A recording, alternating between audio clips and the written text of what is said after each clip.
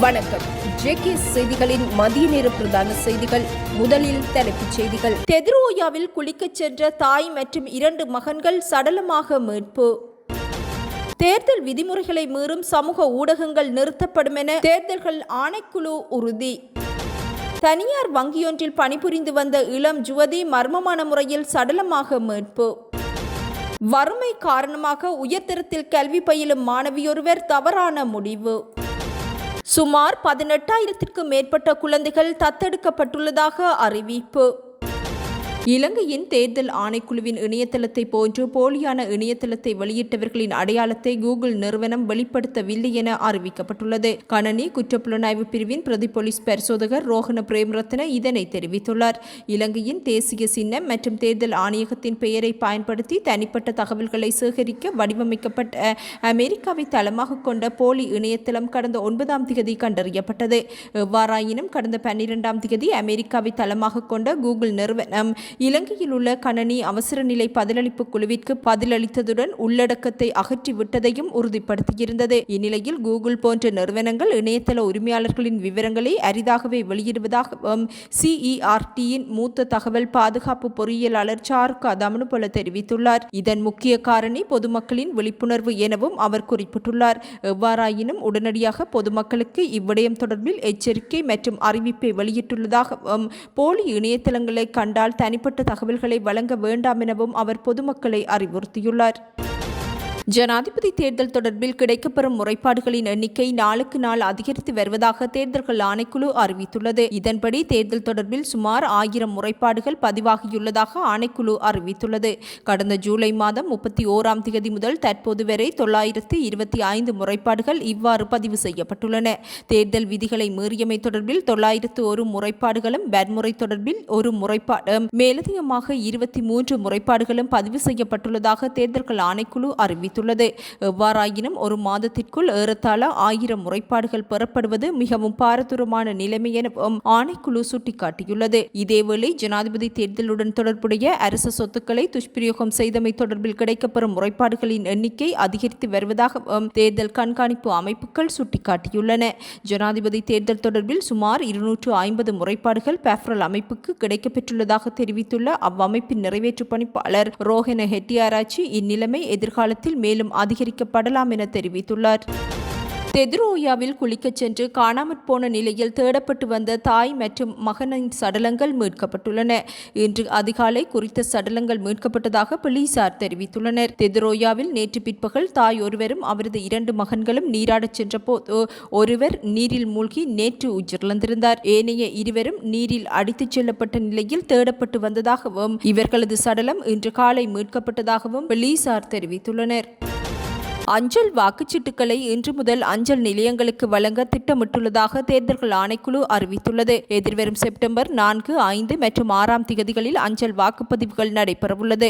வாக்காளர் அட்டைகளின் விநியோக நடவடிக்கைகள் செப்டம்பர் மாதம் 3ஆம் தேதி ஆரம்பிக்கப்படும். இப்பணிகளுக்கான விசேட தினமாக செப்டம்பர் 8ஆம் தேதி பிரகடனப்படுத்தப்படும் என அஞ்சல் திணைக்களம் அறிவித்துள்ளது. இதேவேளை ஐரோப்பிய ஒன்றியத்தின் தேர்தல் கண்காணிப்பாளர்களுக்கும் தேர்தல்கள் ஆணைக்குழுவின் அதிகாரிகளுக்கும் இடையிலான கலந்துரையாடல் இன்று இடம்பெறவுள்ளமை குறிப்பிடத்தக்கது. கிழக்கு மற்றும் ஊவா மாகாணங்களில் இன்று மழை அல்லது இடியுடன் கூடிய மழை பெய்யக்கூடும் என வளிமண்டலவியல் திணைக்களம் அறிவித்துள்ளது. அத்துடன் மேல் சப்ரகமுவ வடக்கு மாகாணங்களிலும் கண்டி மற்றும் நுவரெலியா மாவட்டங்களிலும் மழை பெய்யக்கூடும் என அறிவிக்கப்பட்டுள்ளது. வடக்கு, வடமத்திய மற்றும் வடமேல் மாகாணங்களிலும் ஹம்பாந்தோட்டை மாவட்டத்திலும் மணித்தியாலத்திற்கு 40 கிலோமீட்டர் வேகத்தில் கடும் காற்று வீசும் என வளிமண்டலவியல் திணைக்களம் அறிவித்துள்ளது. எவ்வாறாயினும் மழையுடனான வானிலையின் போது ஏற்படக்கூடிய பாதிப்புகளை குறைத்துக் கொள்ள தேவையான முன்னெச்சரிக்கை நடவடிக்கைகளை மேற்கொள்ளுமாறும் பொதுமக்கள் அறிவுறுத்தப்பட்டுள்ளனர். தேர்தல் விதிமுறைகளை மீறும் வகையில் சமூக ஊடகங்களில் பதிவேற்றப்படும் பதிவுகள், காணொலிகளை நீக்குவதாக சமூக ஊடகங்களின் இயக்குநர்கள் தேர்தல்கள் ஆணைக்குழுவிடம் உறுதியளித்துள்ளனர். தேர்தல் சட்டங்களுக்கு எதிரான தகவல்களை வெளியிடுவது தொடர்பில் YouTube, Facebook, TikTok, Instagram, WhatsApp உள்ளிட்ட சமூக ஊடகங்களின் அதிகாரிகளுடன் கலந்துரையாடப்பட்டுள்ளதாகவும் ஆணைக்குழுவின் மேலதிக ஆணையாளர் சிவசுப்பிரமணியம் அச்சுதன் தெரிவித்துள்ளார். தேர்தல் கூட்டங்கள் மற்றும் பிரசார நடவடிக்கைகளுக்காக அரசு செலவில் விமானங்களை பயன்படுத்துவதற்கு தடை விதிக்கப்பட்டுள்ளது. பல்வேறு பகுதிகளுக்கு செல்ல அரசு செலவில் விமானப்படை, ஹெலிகாப்டர்கள் அல்லது விமானங்களை பயன்படுத்த தடை விதிக்கப்பட்டுள்ளதாக ஆணையகம் அனைத்து வேட்பாளர்களுக்கும் அறிவித்துள்ளது. எவ்வாறாயினும் ஏனைய தேர்தல் அல்லாத உத்தியோகபூர்வ நடவடிக்கைகளுக்கு விமானங்களை பெற்றுக்கொள்ளக்கூடிய நபர்கள் அரசாங்க விமானங்களை பயன்படுத்துவதற்கு எவ்வித தடையும் இல்லை என அறிவிக்கப்பட்டுள்ளது. அரச பேருந்துகள் மற்றும் தொடருந்துகளை தேர்தல் பணிகளுக்காக பயன்படுத்தினால் அதற்கு பணம் செலுத்தி ரசீட்களை பெற்றுக்கொள்ள வேண்டும் எனவும் ஆணைக்குழு அறிவுறுத்தியுள்ளது. இதற்கமைய அரசாங்க சொத்துக்களை தேர்தல் பணிகளுக்கு பயன்படுத்துதல் தொடர்பில் கிடைக்கப்பெற்ற முறைப்பாடுகள் தொடர்பிலும் உடனடியாக நடவடிக்கை எடுக்குமாறு அனைத்து மாவட்ட தேர்தல் அதிகாரிகளுக்கும் தேர்தல்கள் ஆணைக்குழு அறிவுறுத்தியுள்ளது. கம்பஹா நிட்டம்புவ பிரதேசத்தில் உள்ள தனியார் வங்கியொன்றில் பணிபுரிந்து வந்த யுவதி ஒருவர் வீட்டில் மர்மமான முறையில் உயிரிழந்துள்ளார். டாட்லி சேனாநாயக்க மாவட்டத்தில் வசித்து வந்த 21 வயதுடைய ராஜபக்ச ஆராய்ச்சிலாகே செனாலி ராஜபக்ச என்பவரே இவ்வாறு உயிரிழந்துள்ளதாக போலீசார் தெரிவித்துள்ளனர். குறித்த யுவதி நேற்று காலை வீட்டில் ஏற்பட்ட அவசர சுகையினம் காரணமாக வரக்காப்புல வைத்தியசாலையில் அனுமதிக்கப்பட்டிருந்தார். எனினும் குறித்த பெண் ஏற்கனவே இறந்துவிட்டதாக வைத்தியர்கள் தெரிவித்துள்ளனர். உயிரிழந்த யுவதியின் பிரேத பரிசோதனை நேற்று வரக்காப்புல மரண விசாரணை அதிகாரி முன்னிலையில் நடைபெற்றது. தமக்கு 2 மகள்கள் உள்ளதாகவும் உயிரிழந்தவர் மூத்த மகள் எனவும் தெரிவித்துள்ள யுவதியின் தாயார் நிட்டம்புவ வங்கியொன்றில் வேலைக்கு சென்று கொண்டிருந்ததாகவும் தானும் கணவரும் வியாபாரம் செய்வதாகவும் தெரிவித்துள்ளார். மகளுக்கு எவ்வித நோயும் இல்லாத நிலையில் மகள் சடலமாக மீட்கப்பட்டமை தொடர்பில் தமக்கு எதுவும் தெரியாது எனவும் குறித்த பெண்ணின் பெற்றோர் தெரிவித்துள்ளனர். சடலம் தொடர்பில் மேலதிக விசாரணைகளை போலீசார் முன்னெடுத்துள்ளனர்.